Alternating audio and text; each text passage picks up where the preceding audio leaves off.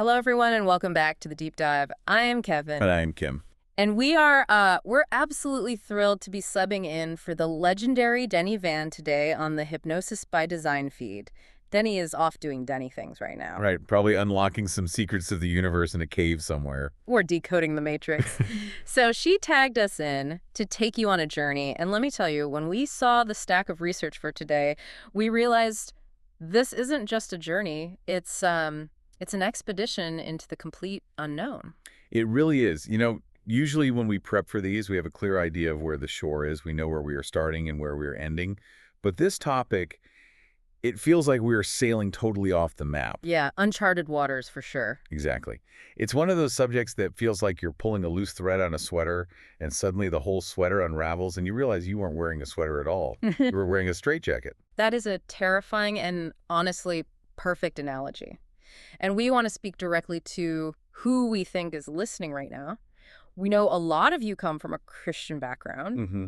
Maybe you grew up in the church, you know the hymns, you know the stories, you've been a believer your whole life. But lately, something just feels off.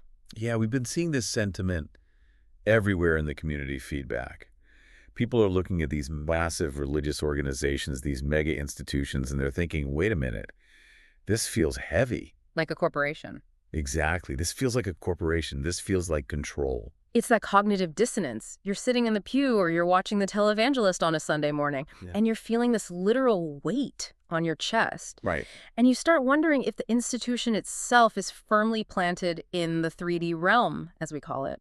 It feels earthly, it feels political, and honestly, it leads to some really scary questions. The kind of questions you definitely don't ask at Sunday brunch. Okay. Because everyone will look at you like you've grown a second head. Exactly. Questions like, did Jesus actually warn us about these religions?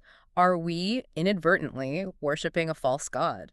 Is there a difference between the God of the institution and the actual source of all things? And we're going to go even deeper than that today. We aren't just looking at the Bible. We are cracking open the ancient Gnostic texts, the Nag Hammadi library. The heavy hitters. Right. These are the books that were buried in jars in the Egyptian desert for nearly 2,000 years. We're going to ask about Baal, about these entities called archons, and about this massive concept of the monad. It sounds incredibly heavy, and I want to pause here and just acknowledge the fear that might come up for you as you're listening to this. It's a lot to take in. It is, because we're talking about false gods and prison planets and soul harvesting. It sounds like the plot of a sci-fi horror movie, but I want to be very clear. The goal here isn't to scare you. No, absolutely not. We are not here to induce panic. The goal is empowerment. The mission of this deep dive is to move from fear to understanding. Mm-hmm. If you understand the software, you can hack the system. We want to provide you with the codes, literally and metaphorically, to see the unseen, protect your spirit, and connect with the true source. So buckle up. We are diving straight into the deep end. Let's start with the biggest, most mind-bending concept first, the Great Deception. Right. We have listeners wondering if they've been praying to the wrong guy their entire lives. Walk us through the Gnostic distinction between the Demiurge and the monad, because this changes absolutely everything. Okay, so to understand this, we have to look at how the Gnostics viewed the act of creation. And remember, the Gnostics were these early Christian mystics, arguably the original Christians. Before the church was institutionalized. Exactly. Now, in the standard Sunday school version, there's one God who created the heaven and the earth, right? He's the Alpha and the Omega, the whole package. Right. But then you actually read the Old Testament and you see his personality. Yeah, let's talk about that personality. Yeah. Because he gets angry.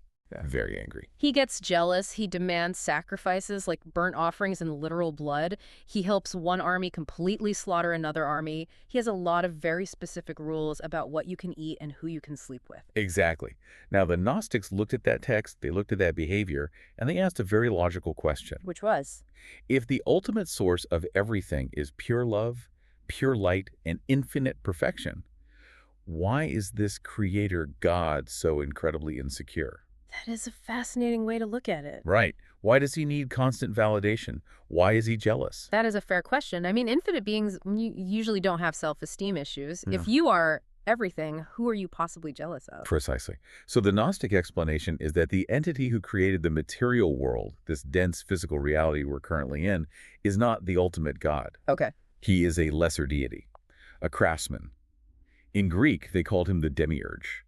And in the secret texts, like the Apocryphon of John, he actually has a name. Yaldabaoth. Yaldabaoth. That sounds ancient and kind of guttural. And didn't the sources describe him in a pretty terrifying way? They really did.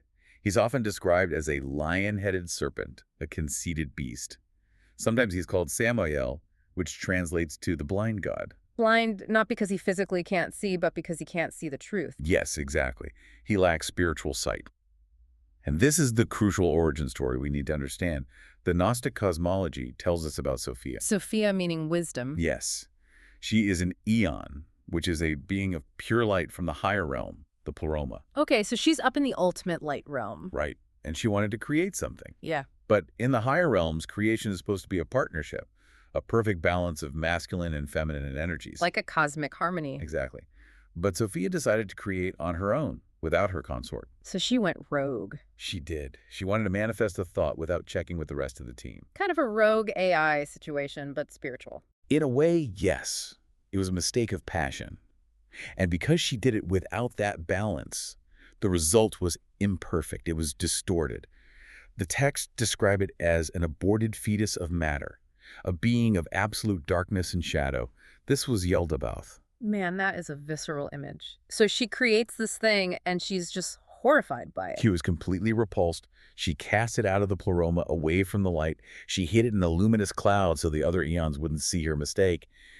And here is the key. What's the key? Yaldabaoth woke up inside that cloud. He was isolated. He didn't know his mother existed. He didn't know the higher realms existed at all. Oh, wow. He looked around at the empty void and the raw matter he could manipulate, and he said, I am God and there is no other. So he's delusional. He literally thinks he's the only game in town because he's entirely ignorant of the realm he came from. That's the great deception.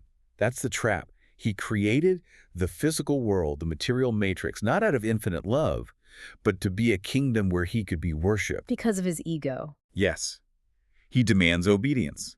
He sets up strict laws. He traps souls in matter to feed off their devotion. Okay, let's unpack this for the listener who is sitting there right now, probably gripping their steering wheel. Because this sounds like we are saying the God of the Old Testament, the one who smote cities and demanded total loyalty, is actually this confused lesser deity. That is exactly what the Gnostics taught. They believed that mainstream religious institutions, the ones heavily focused on guilt, shame, fear, and strict adherence to earthly rules, are unknowingly directing their energy to this demiurge. They are feeding the system of control. Yes. When you feel God, when you firmly believe you are a wretched sinner who must grovel for forgiveness, you are playing Yaldabaoth's game.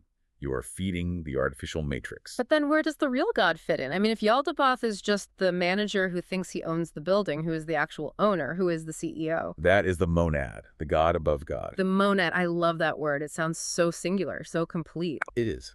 The texts call it the ineffable parent, or bythos, which means depth, or simply the one. The monad isn't a being within existence. It is the actual ground of existence itself. So the monad doesn't get angry? Never. The monad has no personality in the way we humans understand it. It has no judgment. It has no gender. It has no wrath. It doesn't send plagues. No, it doesn't command you to do anything. It doesn't need your worship because it lacks absolutely nothing. It is pure, undifferentiated light and consciousness. I read this analogy in the notes that I thought was perfect. The difference between the monad and the demiurge is like the difference between the sun and a light bulb. That's a brilliant way to put it. The demiurge is a light bulb. It's artificial, it can burn out, it's contained in a fragile glass vacuum, and someone always has to pay the electric bill. Right. It mimics the light, but it isn't the true source of light. Exactly. The monad is the sun. It just shines, it gives life effortlessly without asking for a return. It is the ocean, and we are the drops. So if we are drops from that ocean, that means we aren't actually creations of the demiurge. Our bodies are.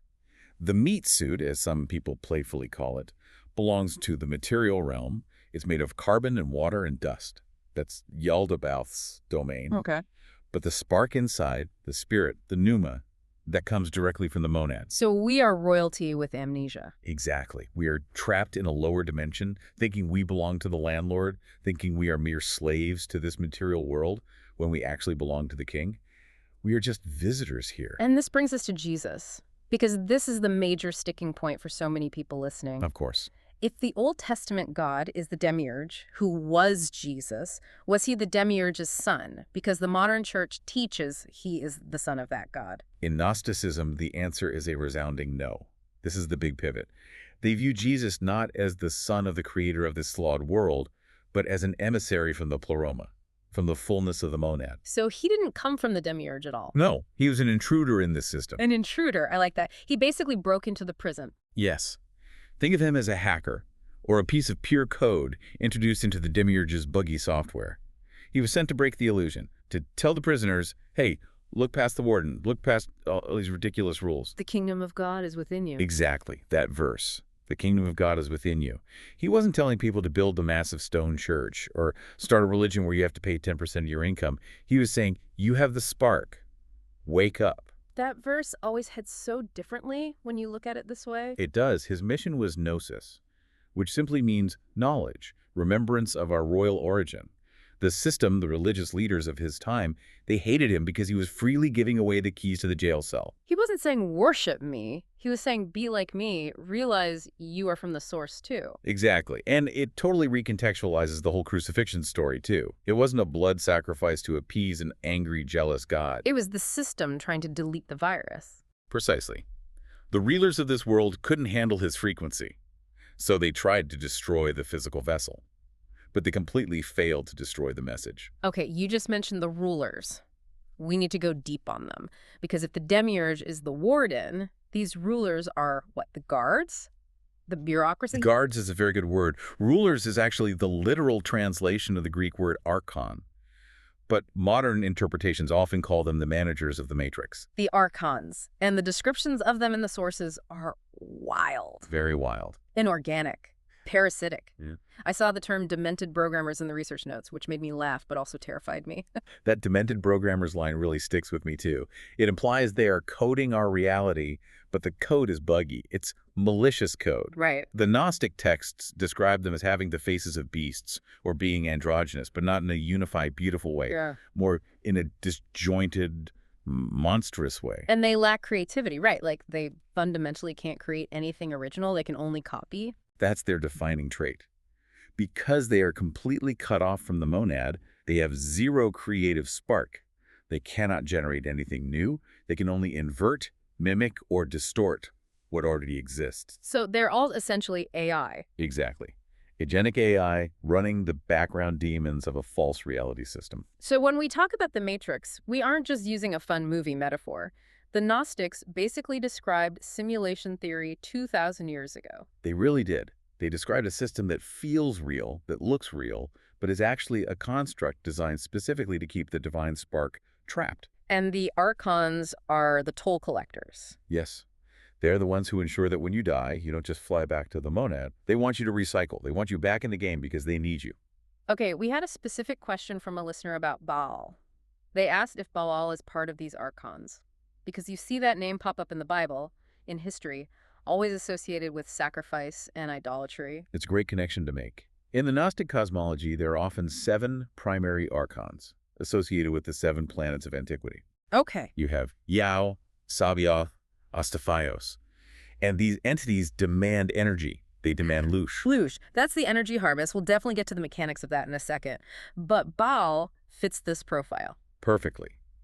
The ancient deities that demanded blood sacrifice, that demanded endless war, that thrived on the energy of human fear and pain, like Baal, like Moloch, these fit the archonic profile to a T. So they are basically the same thing. They are likely different masks for the exact same parasitic forces. Whether you call it an archon, a demon, or a pagan god of war, you are describing an entity that needs humanity to suffer or to sacrifice in order to sustain its own existence. So Baal isn't just some stone statue people used to bow to because they didn't know any better. Baal is a representation of an archon, a literal force that wants to take your energy. Exactly. And this leads us right into the present day, because the listener also asked about the Epstein files and the secret societies. Right, the current events aspect. They're seeing this stuff on the news, the trafficking, the deep corruption, the elite networks, and they're asking, is this connected to the archons? And honestly, it's hard not to see the connection. When you read about what these secret societies are allegedly doing, it's not just about hoarding money. No, it's not. It's about control. And in some very dark corners, it's about ritual. It's about abuse. Exactly. From the Gnostic perspective, the controllers or the elite on Earth, the people seemingly running the show, are essentially the middle management for the Archons. Middle management? That's terrifyingly mundane. It is. If the Archons are the invisible rulers in the background, the human elite are their puppets on the stage. They get earthly power, wealth, influence, impunity in exchange for carrying out the agenda. Precisely. And the agenda is always keeping the vibration low, keeping the fear high, maintaining the illusion of the trap. It explains why the corruption seems so systemic, why it feels like no matter who you vote for, the exact same agendas play out behind closed doors. Right. If the system itself is designed by Archons, then changing the politician is just changing the hood ornament on a car that is already driving off a cliff. But here's the flip side, and I think this is where it gets really interesting for us right now. All this stuff is coming out. Yes. The files are being released. The secrets are leaking. The Epstein list is becoming a household conversation. It feels like the dam is finally breaking. And that is exactly what apocalypse means. Yeah. We usually think apocalypse means zombies and asteroids and the end of the world. Right, Hollywood style. But the Greek word apocalypsis literally means lifting the veil, the unveiling. So the fact that we are seeing the ugliness, the fact that we are seeing all this deep-seated corruption, that's actually a good sign. It's a necessary sign. Yeah. It's part of what some sources call Sophia's correction. The illusion is shattering. The invisible is becoming visible. Wow. You can't heal a wound until you clean it out. And right now, humanity is finally looking at the wound and realizing just how deep the infection actually goes. It's painful. It is incredibly painful. It's ugly.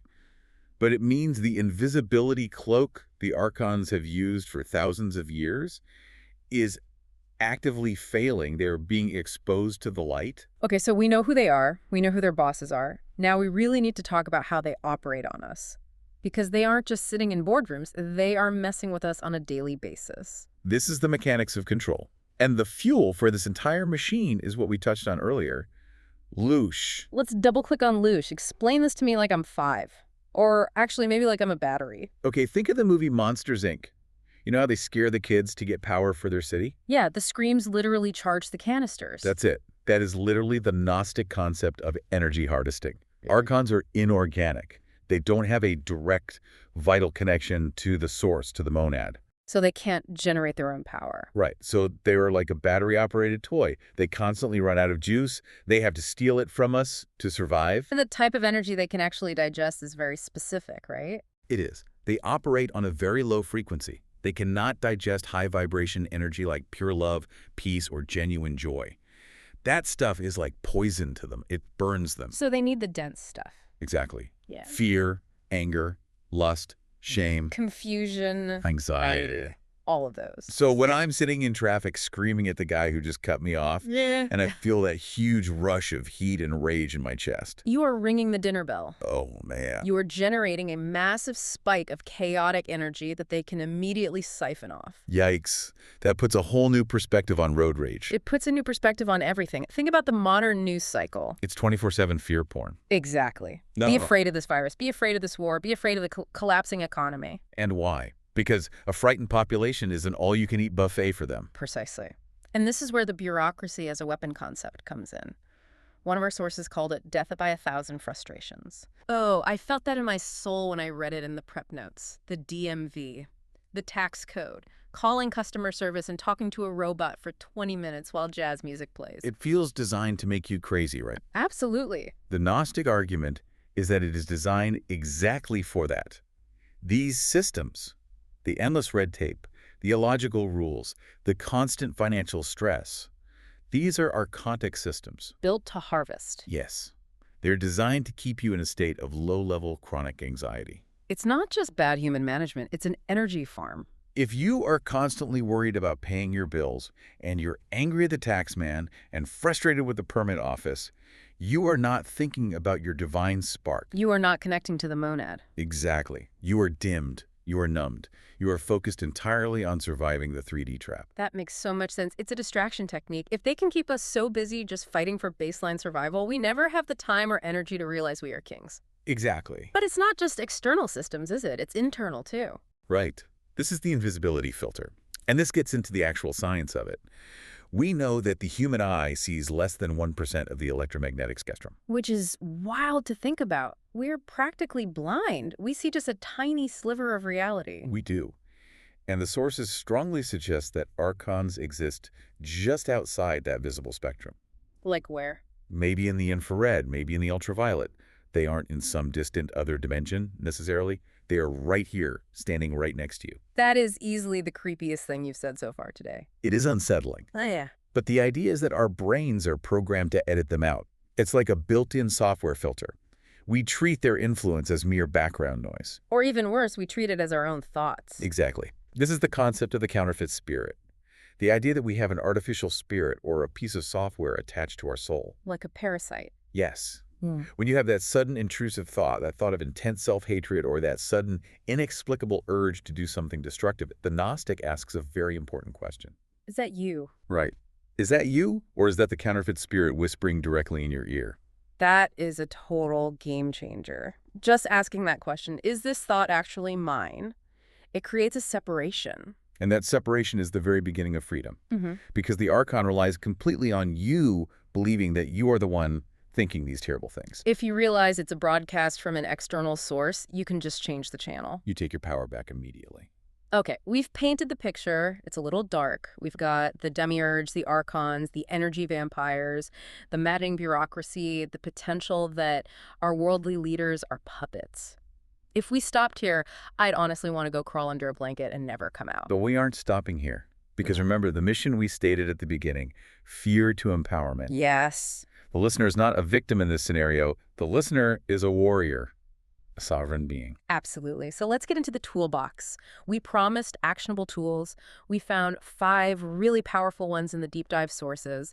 These are practical things you can do today to reclaim your energy and your space. Let's start with protection. If we are walking through a psychic battlefield every day, we need armor.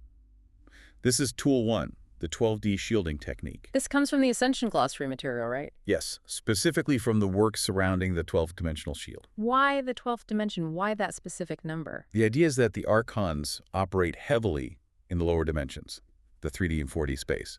To effectively protect yourself, you need to bring in a frequency that is far above them, a frequency they simply cannot touch or tolerate. Okay, walk us through it. I'm waking up in the morning. I haven't even had my coffee yet. What do I do? It's the visualization, but it's much more than just imagination. It's active energy work. Okay. Step 1.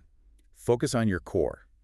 Visualize a 6-pointed star, a Merkaba, right in the center of your brain, and you need to make it pale silver. Pale silver, not gold or white. Pale silver, that is the specific frequency color designated for this shielding. Exactly. Step 2.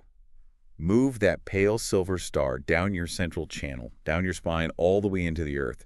You are anchoring it. You are grounding yourself firmly. Okay, anchored. Step 3. Pull up a massive pillar of that pale silver light. Imagine it coming up from the earth, surrounding your entire body like a thick glass cylinder or a glowing force field. So I'm fully encased in this silver light, like a tube. You are. It actively protects your aura. It prevents that exact energy harvesting we talked about with the Loosh. And the absolute key here is to encrypt it. Encrypt it, like a computer password. Exactly like that. You declare your intent out loud or in your mind. You say, I am GSF, God Sovereign Free. God, sovereign free. I really like that. It's like putting a massive no trespassing sign on your soul. Exactly. You are stating unequivocally that nothing interacts with you unless it resonates with that high frequency of freedom.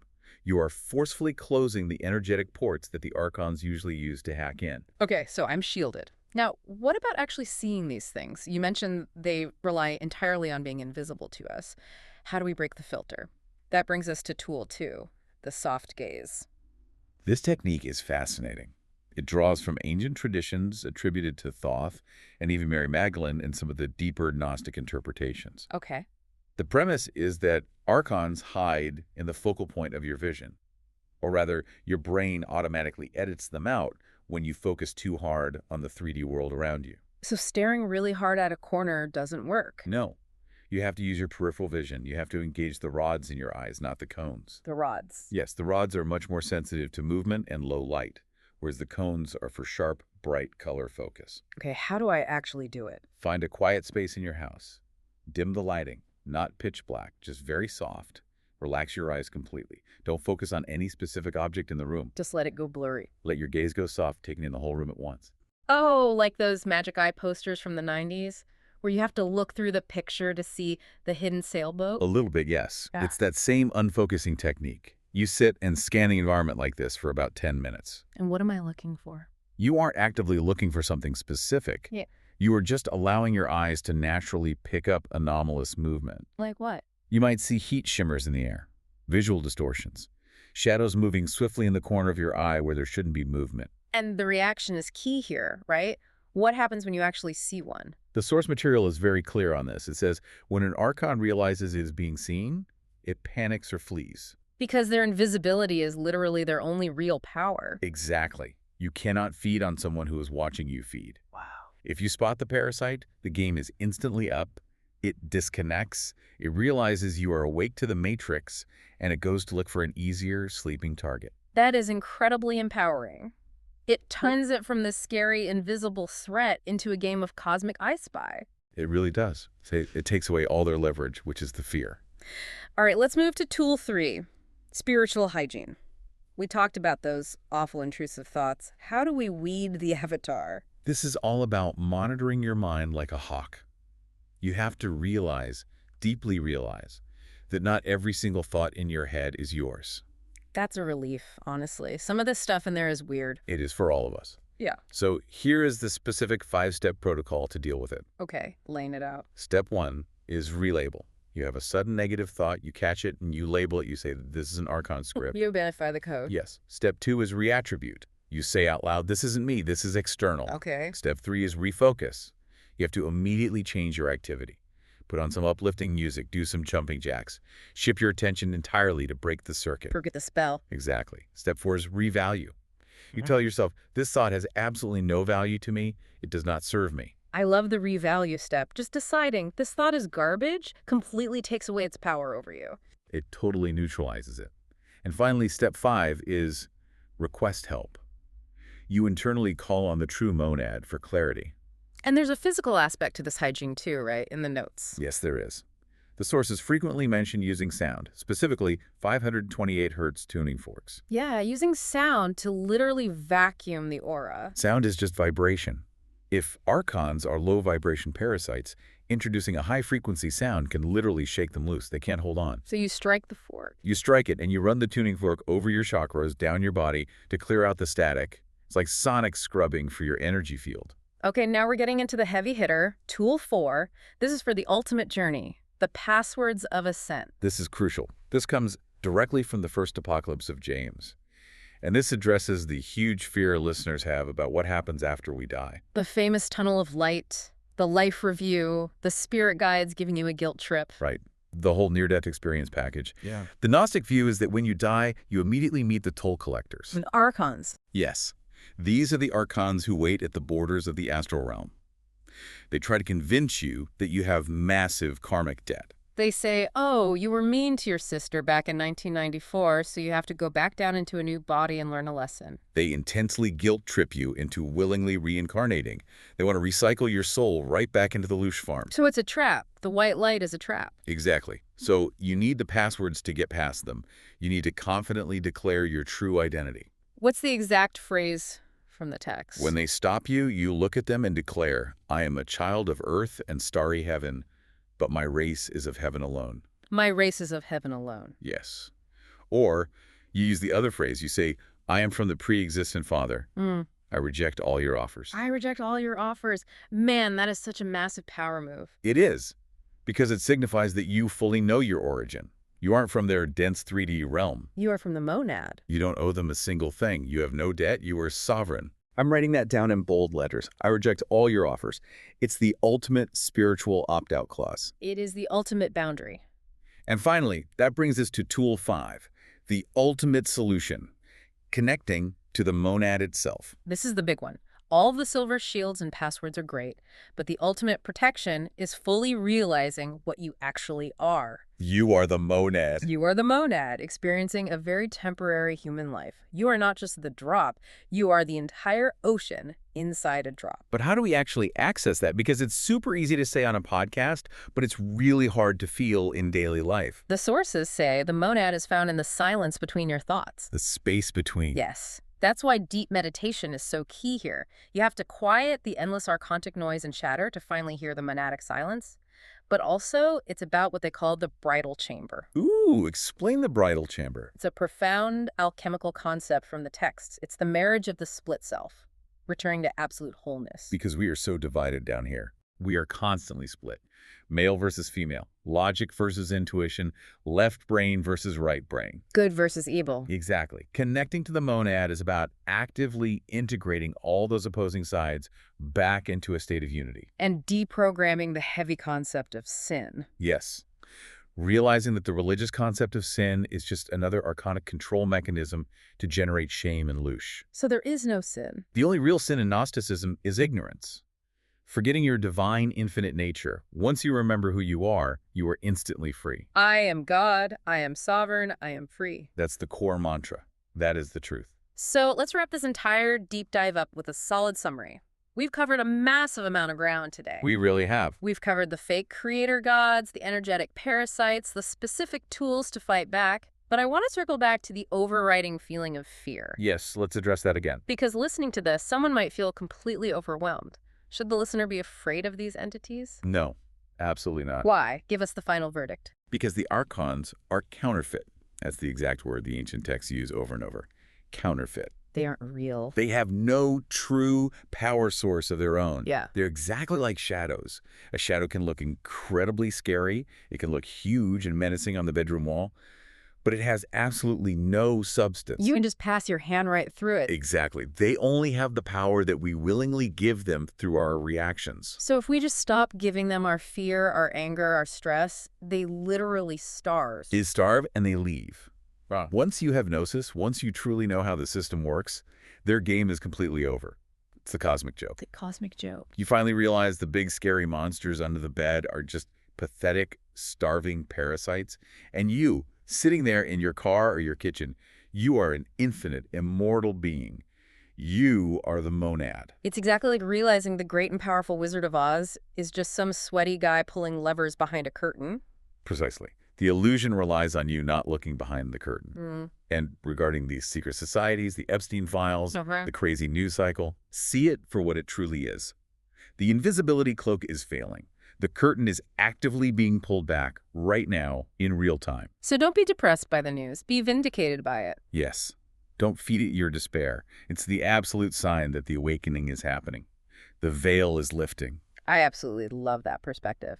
Okay, before we sign off today, I want to leave everyone listening with a final, provocative thought, something to really chew on tonight when it's quiet. Let's hear it. If the monad is the infinite ocean and you are the drop, you never actually left home. You're just having a very, very intense dream right now. So what happens when you finally decide to wake up? That is the ultimate question. Listeners, you are the ones you've been waiting for. Be intensely aware of your thoughts. Use the silver shield every morning. Practice the soft gaze in your living room. And please, don't let the endless death by 1,000 frustrations get you down. Stay sovereign, everyone. Please like, comment, and subscribe to keep the signal strong so we can keep bringing you these deep dives. We'll be back soon with more. Until then, keep being amazing. Goodbye, everyone.